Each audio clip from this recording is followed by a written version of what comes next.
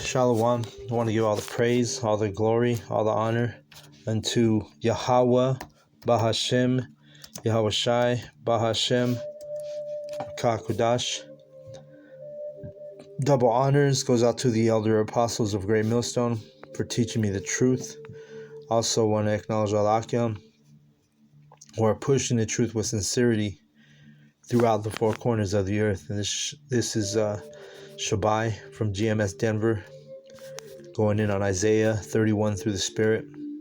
It says, "Woe to them that go down to Egypt for help, and stay on horses, and trust in chariots, because they are many, and in horsemen, because they are very strong. But they look not unto the Holy One of Israel, neither seek Yahawah." All right. And this is talking about you two-thirds. You two-thirds that want to lean on Egypt, right? Just like you did in ancient Egypt, you're doing that here in spiritual Egypt. You're trusting in modern day Pharaoh. You're trusting in, spiritual Egypt, aka America. You believe the philosophies here. You believe in the medicine. You trust in the politicians. You trust in the politics. You trust in you put all your trust into this place instead of Yahawah B'Shem Yahushai. So it says in verse 2, Yea, he also is wise, and will bring evil, and will not call back his words, but will arise against the house of the evildoers, and against the help of them that work iniquity. The house of the evildoers is Babylon, America. All right? Yahawah is against this place, and that's why his prophets are, on the street corners speaking against this place. Right? The true men of Yahawah B'Shem Yahushai, your words would be speaking against this place, and it's not your words really. It's officially the words of Yahawah B'Shem Yahushai. We're not using our own words. All right. So it says in Jeremiah 28:8, "The prophets that have been before me and before thee of old prophesied both against many countries and against great kingdoms, of war and of evil and of pestilence."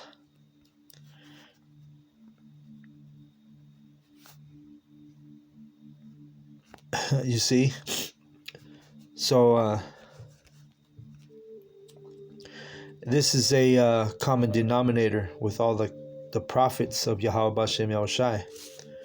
The Lord puts a spirit on us to speak against these countries, because according to the truth, you understand that Yahawah B'Shem Yahushai is against a lot, against these heathen kingdoms, against these heathen empires.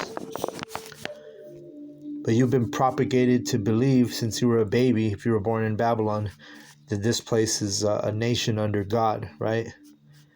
They even have it on their money. But, when you understand the scripture, and when you dig deeper and you do the research, and you have a spirit of righteous discernment, then it's easy to tell the Yahawah B'Shem Yahushai are against this place, okay? But if you're just,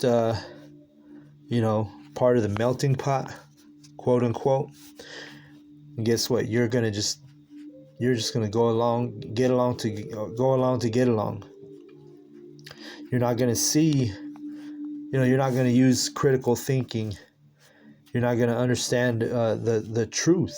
Really, you're gonna feel like this place is like God's for this place, or you're gonna pray for this place to heal. You're gonna join in the national prayer, which is all a bunch of bullshit when they do that type of stuff. Because you have to understand, these wicked elite, the leaders of this place, are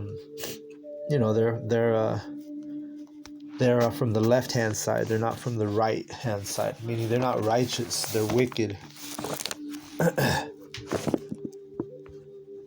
But anyway, let's go back to Isaiah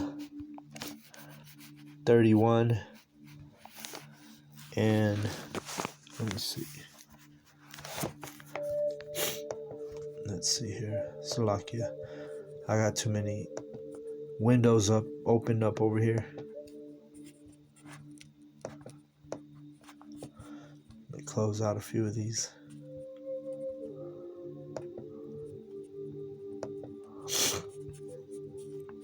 So it says in verse 3,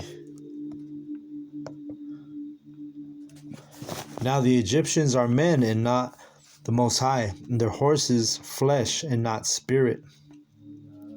When Yahweh shall stretch out his hand, both he that helpeth shall fall, and he that is holpen shall fall down, and they all shall fail together. All right? And this verse right here, it explains to you, that the Lord's chariots, the Lord of hosts, his army, they're spiritual. Those chariots, that's why they can shapeshift. They can take different forms, different variances.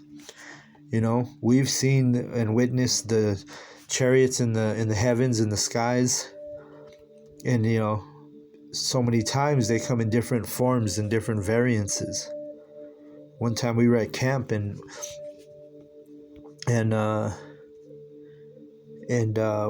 we saw a chariot that was literally a shape of like a Hebrew symbol or a Hebrew letter. It was just floating in the sky right next to us. It was orange in the sky. It was pretty crazy to see it, honestly. But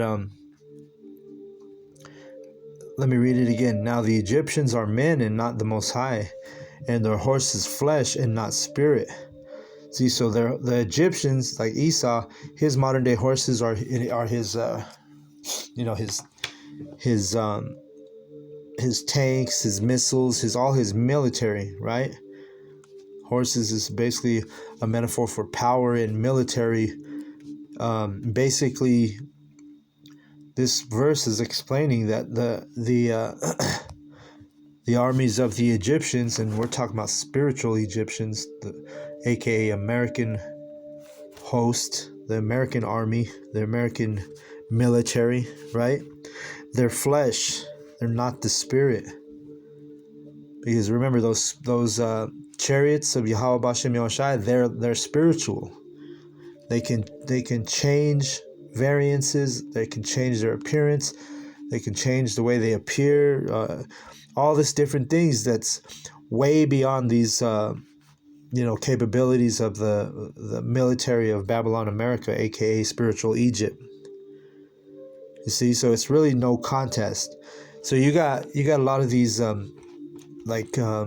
different people who speak on they call them UFOs, and they talk about how these UFOs crashed, and the United States government has recovered the crashed UFO, and this is all a bunch of deception. Because what they don't tell you is the truth. They never tell you the truth. They're not going to tell you what I'm reading here right now, that the Lord's army is spiritual. So can a spirit die? Can a spirit crash? Right? Remember those chariots. Let's go to Psalms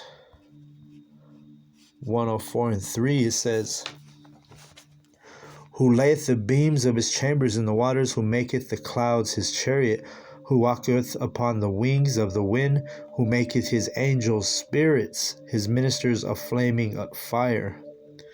You see that? So the angels are the ones who are, manning those ships, what you call UFOs. And it says right here, who maketh his angels spirits. So backing up what we read here in Isaiah 31.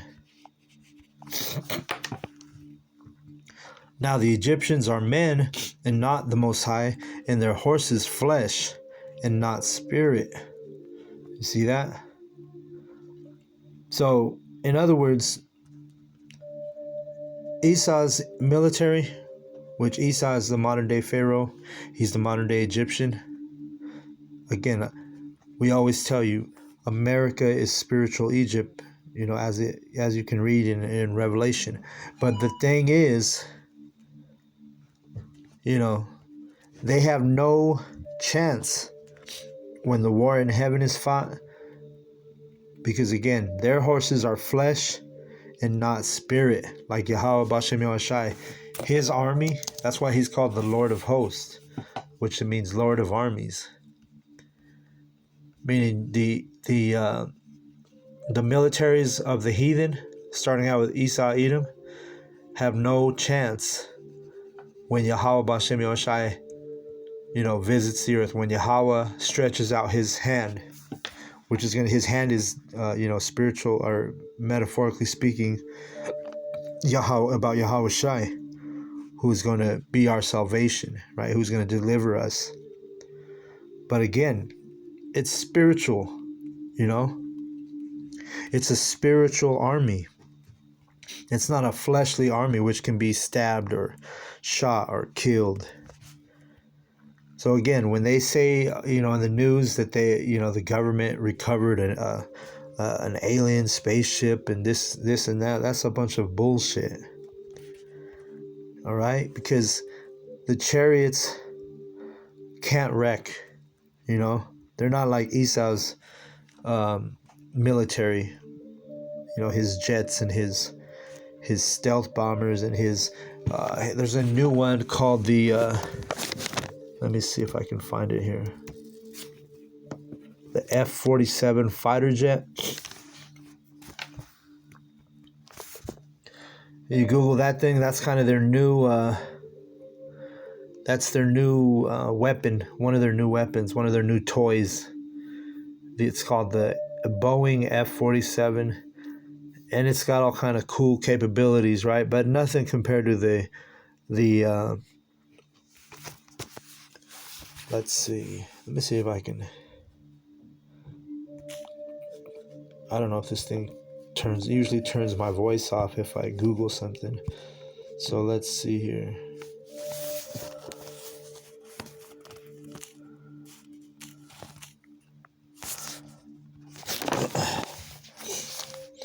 And there's a little glimpse of the pictures. It says sci-fi technology in the new F-47 fighter. And remember that F-47 is going back to Trump. See, and they lied to you. It says right here, why is the F-47 called the F-47? It says a designation chosen for the U.S. Air Force's next generation air dominance, NGAD, is named after several factors. Oh, I guess it does tell you. The historic P-47 Thunderbolt fighter, the year the Air Force was founded, 1947, and the 47th U.S. President, Donald Trump. You see? So they named it after Trump. After Nero. Let me see. See if we can get another. See, this thing, it looks pretty badass, right? But again, has no chance when dealing with a chariot of Yahweh Bashem Yahushai. Those spirits, their spiritual army. This thing has no chance against the army of Yahweh Bashem Yahushai. All right, let's see. Let's see what it says right here. Oh, there's another one, the F-22 Raptor.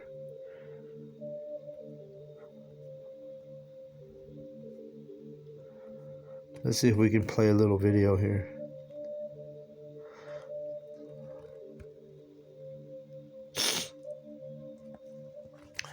For centuries, the skies have been ruled by one basic rule. Whoever controls the air controls the battlefield. But as the face of combat shifts, so too must the machinery used to fight it.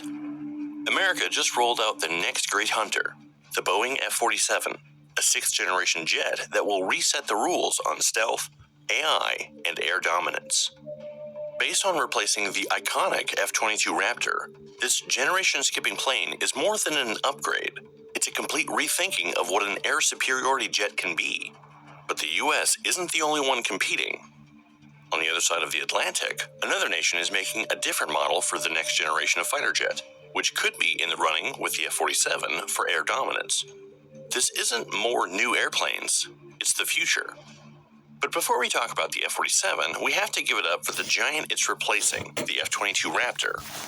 In the early 2000s, when the F-22 entered service, it didn't just fight as a fighter, it revolutionized air combat. Conceived at the close of the Cold War and entering service in 2005, the Raptor was the first fifth-generation stealth fighter in the world. The F-22's radar cross-section is so diminutive that, in some conditions, it shows up no larger than a metal marble on the radar scopes of enemy fighters. It supercruises at a speed of Mach 2 and can take down multiple hostile fighters at the same time and can spot the enemy well before they can spot it. It's still regarded by many as the world's deadliest air superiority fighter today. So why would... Okay, so you get to the point. It's pretty badass, right? Let's go back to the scripture. And you never know where the Spirit's going to take you, but our people, they trust in, Esau. They trust in Egypt. They trust in his military, Let's go to Revelation 12 and 7.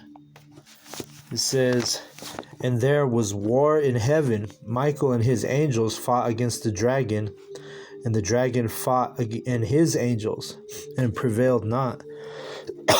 Neither was their place found anymore in heaven." And that word heaven, it goes into rulership also.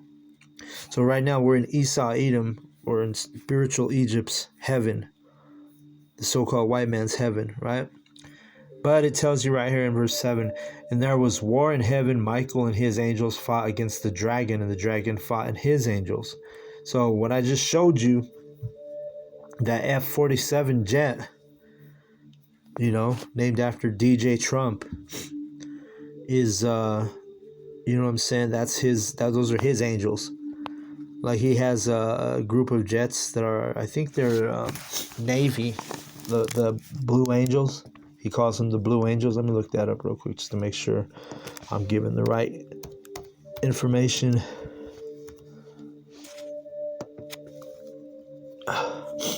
Let's see.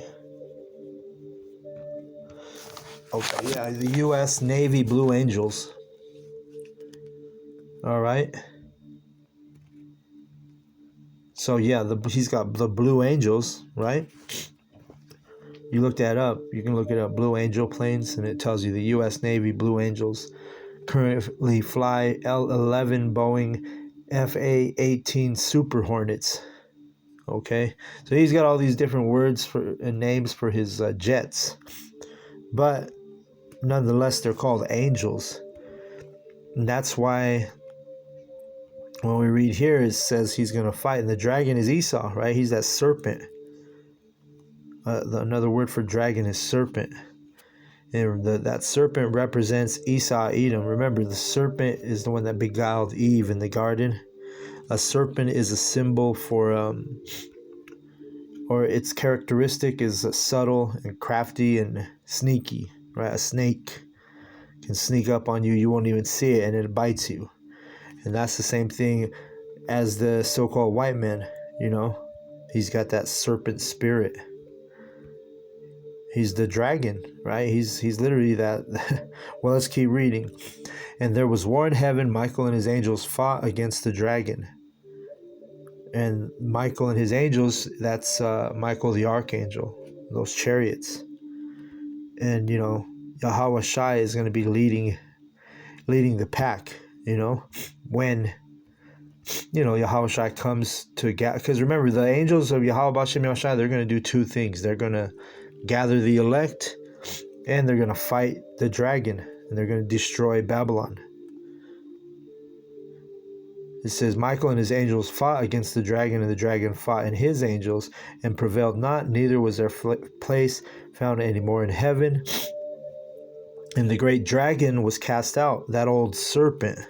It says that old serpent. Why? Because it goes back to Genesis, when the serpent, beguiled Eve, and then Adam, he fucked up by following Eve, because he wasn't beguiled like Eve was by the serpent. It was only Eve that was tricked. Adam willingly sinned and followed Eve's wickedness, because he was, just like a lot of men now. They let their woman lead, which that's out of order.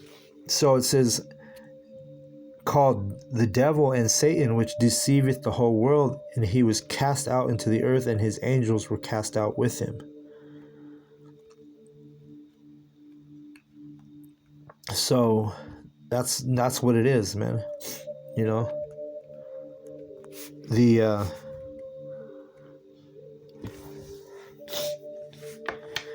F-47 isn't going to have a chance against the chariots, okay? When you hear pilots, like these fighter pilots, these men that are in the Air Force, now the Space Force, or even the Navy or the Army, they all have fighter jets, right? So basically, they have these men who speak on accounts of when they see UFOs, what they call them. They witness these UFOs, and they might be in one of these hyped up fighter jets, but when it comes to them, explaining what they see when they see a chariot of Yahawahs Angels, or what they call UFOs, they always tell you, like, oh shit, this thing was doing things that, we don't have capabilities to do. Like whether it would be Mach speed, be even faster than Mach speed, even faster than the speed of light.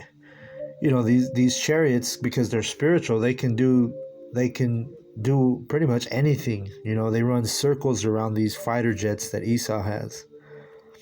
So if you're trusting in Egypt, hey, good luck, man. Good luck with that one.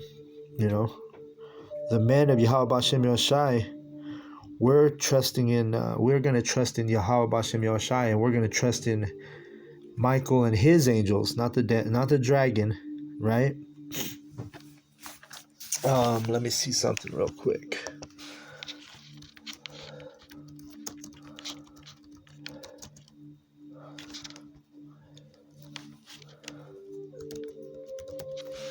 Let's see.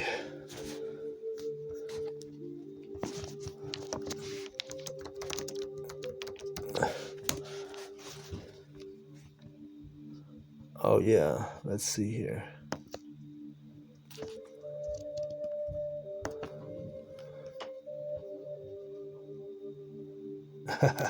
See, you can't make this up. Let me Google this real quick to show you this.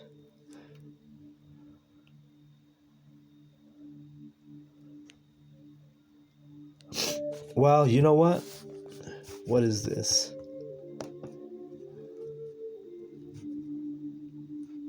Watch this.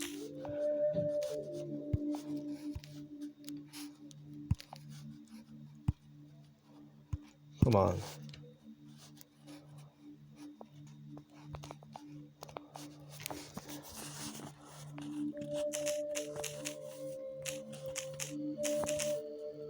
Space Force logo.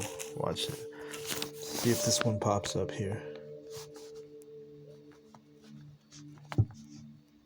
Oh shit, this stupid thing. This phone's all fucked up, so like, yeah.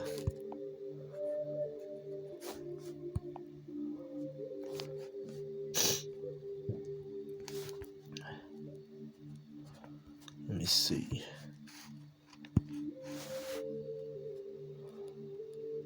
Okay, yeah. Here's the one I was trying to show you. Oh, why didn't it pop up? What the hell? Okay, right here. Spell space Delta 8. Look at that. Remember I kept saying this is spiritual Egypt? National Space Intelligence Center. Right? And they even have a Air Force cybersecurity, Let me see if I can grab that one.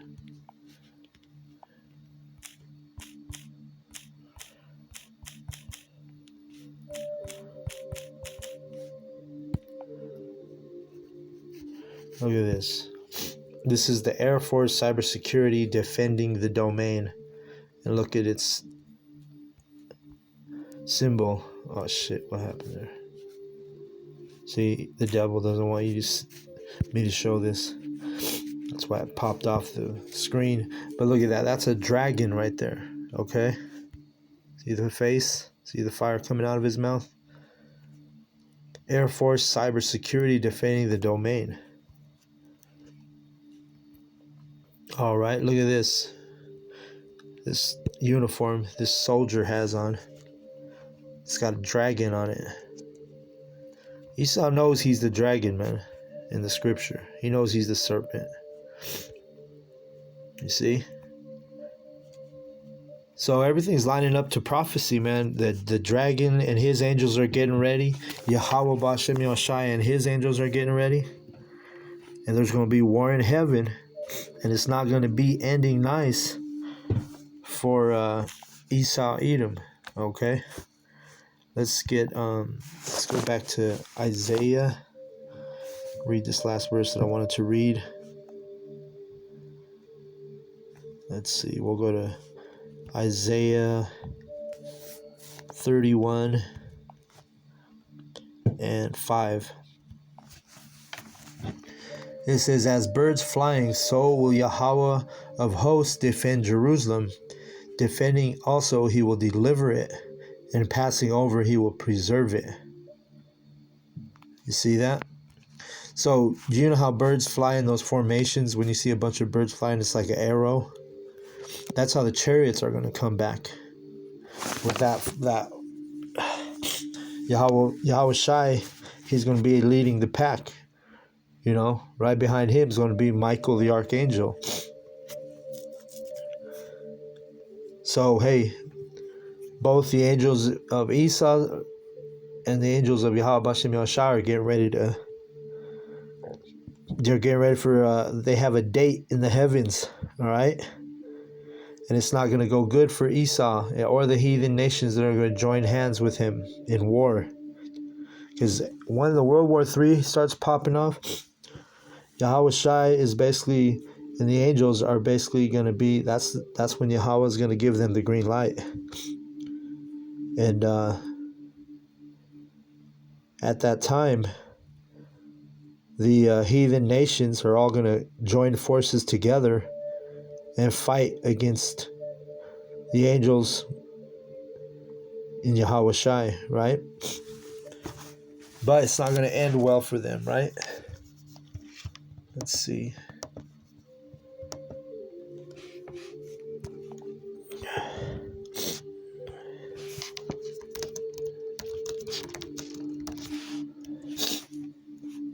Let's go to Revelation 18 and 17. It says,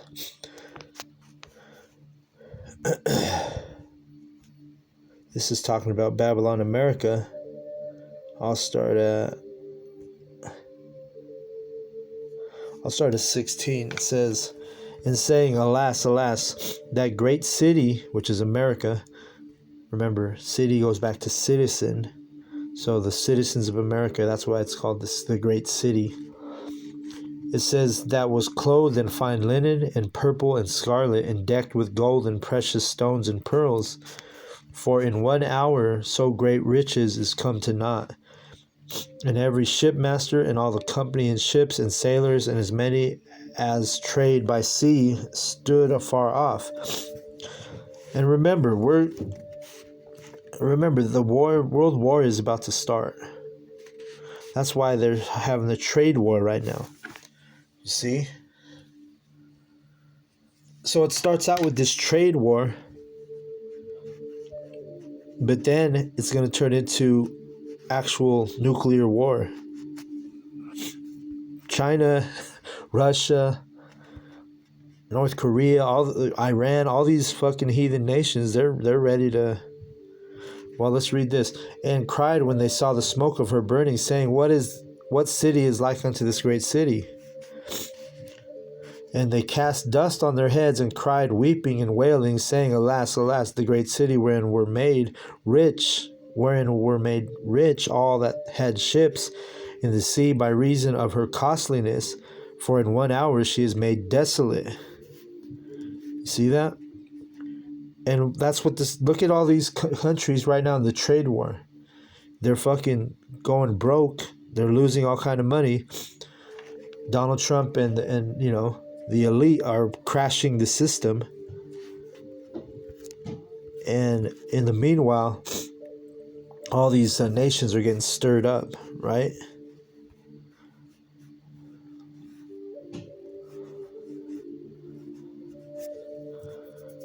So, hey, it's just about, all the prophecies are getting ready to pop off, man. And I'll go ahead and close out on that. I hope the lesson was edifying. I want to give all the praise, all the glory, all the honor unto Yahawah, Bahashem, Yahweh Shai, Bahashem, Rakak Kodash. Double honors goes out to the elder apostles of Great Millstone for teaching me the truth. Also want to acknowledge all the Akyam who are pushing the truth with sincerity throughout the four corners of the earth. Shalom to the elect.